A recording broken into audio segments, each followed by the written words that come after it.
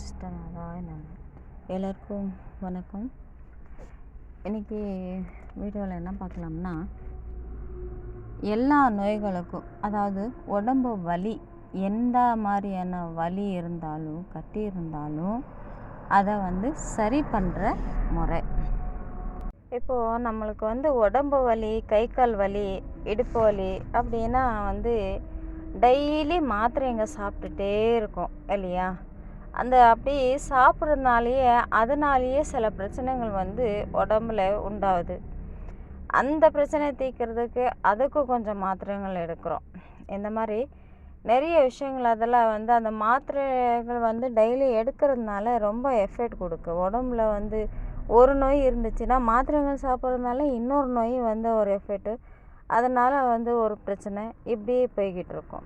சரி, இப்போது நான் கொடுக்குற இந்த நாட்டு மருந்து இது குளிகையாக செஞ்சு நீங்கள் எடுக்க வேண்டியதாக இருக்கும். குளிகை மாதிரி அதை நீங்களே செஞ்சு நீங்களே அதை டெய்லி சாப்பிட்டுட்டு வந்தீங்கன்னா உடம்பு எவ்வளோ வயசாக இருந்தாலும் சரி, எவ்வளவு உடம்பு வலி வேதனையாக இருந்தாலும் சரி, இது வேலை அவ்வளோ அருமையாக வேலை செய்யும் உடம்புல. அந்த மாதிரியான ஒரு இந்த பொருளுங்களை சொல்கிறேன். அதை இதை சுத்தி பண்ணி தான் இது பண்ணணும். அது எப்படின்றது சொல்கிறேன். அதை தயார் பண்ணி வச்சுக்கோங்க. இது சின்ன பிள்ளைங்கள்லேருந்து பெரியவங்க வரைக்கும் இதை நீங்கள் தாராளமாக எடுத்துக்கலாம். இது ஒரு 6 பொருள் தான். அது கிடைக்காத பொருள் கிடையாது. எல்லா வீட்டில் இருக்க பொருளுங்க தான். இந்த 6 பொருளுங்களும் சுத்தி பண்ணி எடுத்துக்கணும். அவ்வளோதான். பொருளுங்கள் சொல்கிறேன். அந்த பொருளை எப்படி நீங்கள் சுத்தி பண்ணி எடுக்கணுன்றது சொல்லிடுறேன். நோட் பண்ணிக்கோங்க. இப்போது வீட்டில் எடுத்துக்கிட்டிங்கன்னா ஓமம்ன்றது எல்லார் வீட்லேயும் இருக்கணும். அதாவது ஹீட்டு சூடு பிடிச்சாலும் அந்த இதுக்கு ஆகும், ஜீரண சக்திக்கும் ஆகும். இந்த மாதிரி அதுக்காக அது வாங்கிட்டு வைப்பீங்க இல்லையா? இல்லைன்னா உங்களுக்கு தேவைக்கு தகுந்த அளவுக்கு மட்டும் நீங்கள் அதை வாங்கிக்கோங்க. ஓமம் தேவையான அளவு எடுத்துக்கோங்க. எடுத்துக்கிட்டு அதை நல்லா வறுக்கணும். அதாவது தீ கம்மியாக வச்சுக்கிட்டு நல்லா சிகப்பாகி அதுவாக புகையாக வரும் இல்லையா? அந்த புகை அடங்கணும். அந்த அளவுக்கு அடங்குற வரைக்கும் லேசான தீயை வச்சுக்கிட்டு நல்லா வறுத்து எடுத்து அதை வெயில போட்டு நல்லா காய விடுங்க. காய வச்சு எடுத்து அதை பொடி பண்ணி எடுக்கிற அளவுக்கு நல்லா காய விடணும். சரிங்களா? 2வது திப்பிலி. இந்த திப்பிலியை அதை எடுத்து அதை எப்படி சுத்தி பண்ணோம்னா, இப்போ நான் சொல்கிறத அது சுத்தி பண்ணி பொடி பண்ணுறது தான். அதனால் அதை அப்படியே நீங்கள் நோட் பண்ணிக்கோங்க. திப்பிலியை தேவையான அளவுக்கு எடுத்துக்கிட்டு எலுமிச்சை சாறு ஊற்றி தான் அதை ஊற விடணும். எப்படின்னா இப்போது நீங்கள் திப்பிலி ஒரு இன்ச் அளவுக்கு அந்த அதாவது திப்பிலிக்கு மேலே 1 இன்ச் அளவுக்கு அந்த எலுமிச்சை சாறு இருக்கணும். சரிங்களா? அந்த பொருளுக்கு மேலே 1 இன்ச் அளவுக்காச்சும் எலுமிச்சை சாறு விட்டு ஊற விடணும் 2 மணி நேரம். 1 இன்ச்சுன்னா ஒரு இன்ச்சு, இல்லைன்னா அதிகமாக சாறு இருந்துச்சுன்னா ஒரு 2 விரல் அளவுக்காச்சும் நீங்கள் அதை ஊற விட்டு அதை அப்புறம் எடுத்து அப்படியே வெயிலில் போட்டு நல்லா காய விட்டு அதை எடுத்து பொடி பண்ணி வச்சுக்கணும். 2வது. 3வது மிளகு நல்லா நாட்டு மிளகாக பார்த்து காரமாக இருக்க இந்த நாட்டு மிளகு வாங்கிக்கோங்க. அதாவது மிளகுன்னு சொல்லி கடையில் வாங்குறது அது தண்ணியில் போட்டிங்கன்னா அந்த பூரா மேலேயே மிதக்கி வரும். அது வேறு விதத்தில் தயார் பண்ணுறாங்க. அதை பற்றி அப்புறம் பேசிக்கலாம்.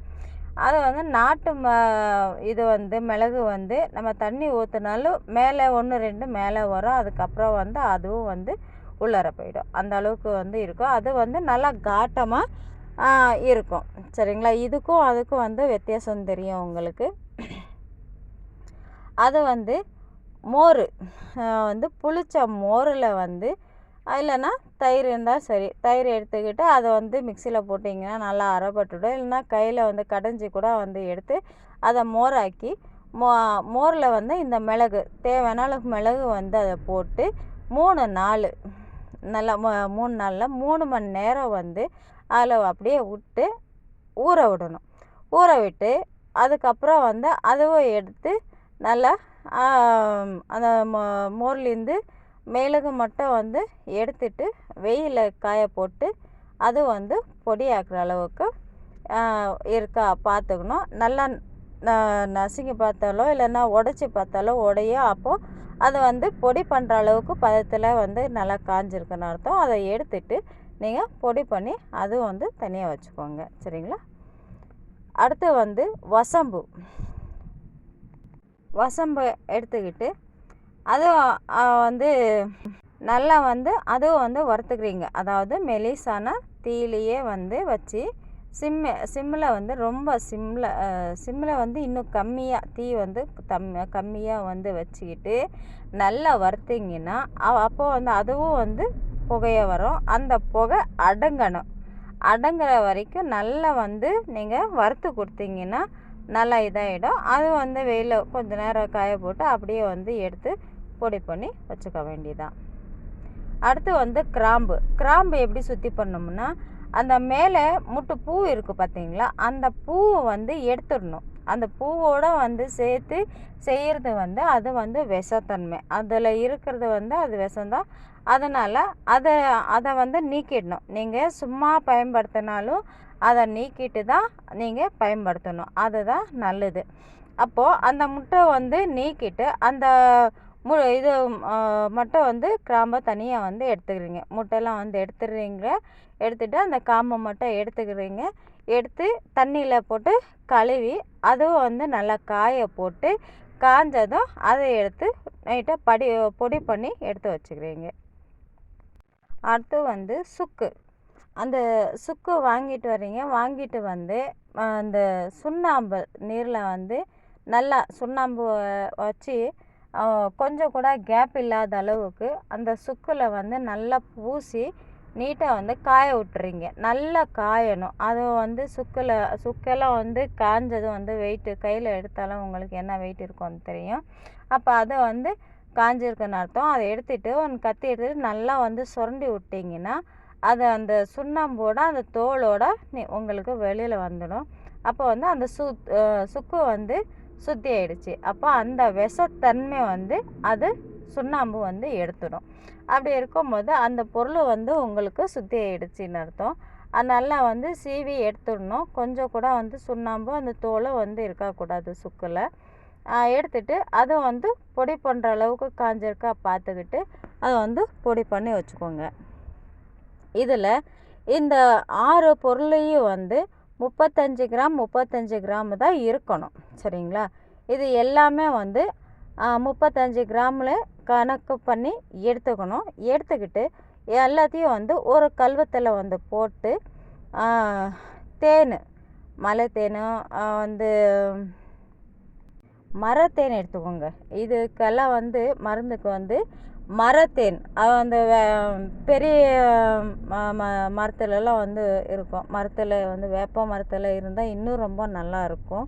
அது ரொம்ப மரத்துக்கு சூப்பராக வேலை செய்யும்.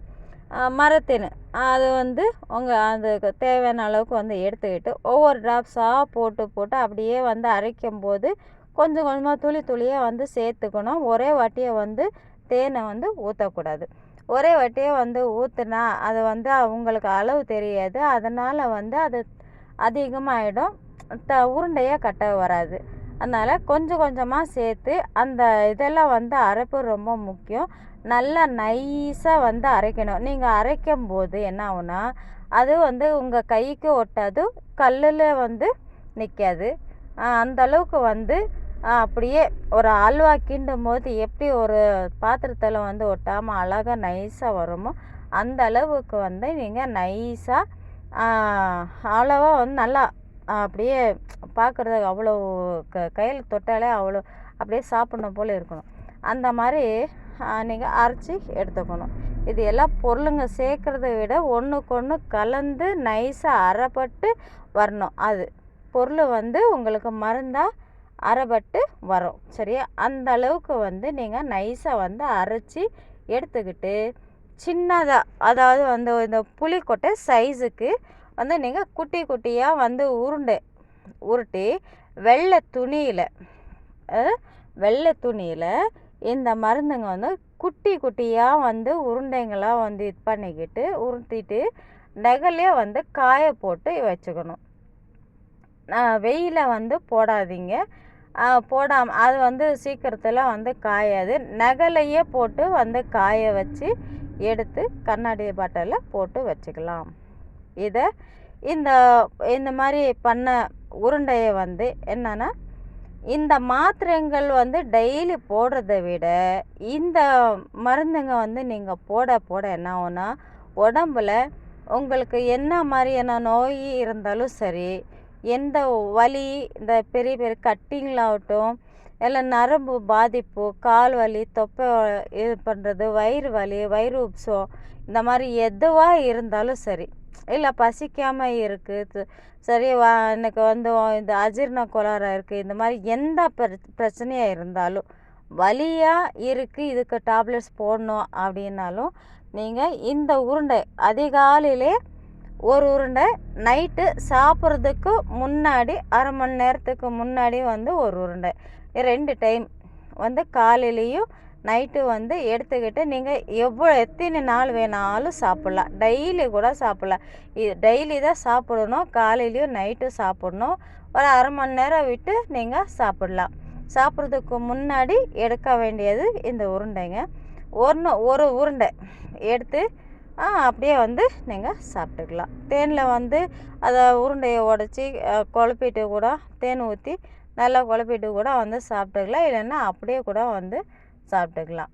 நல்லா இனிப்பாக தானே இருக்கும். அதனால ஒன்றும் பிரச்சனை இல்லை, நல்லா இருக்கும், சாப்பிட்லாம். இந்த மாதிரி இந்த மருந்துங்க வந்து நல்லா யூஸ் ஆகும்.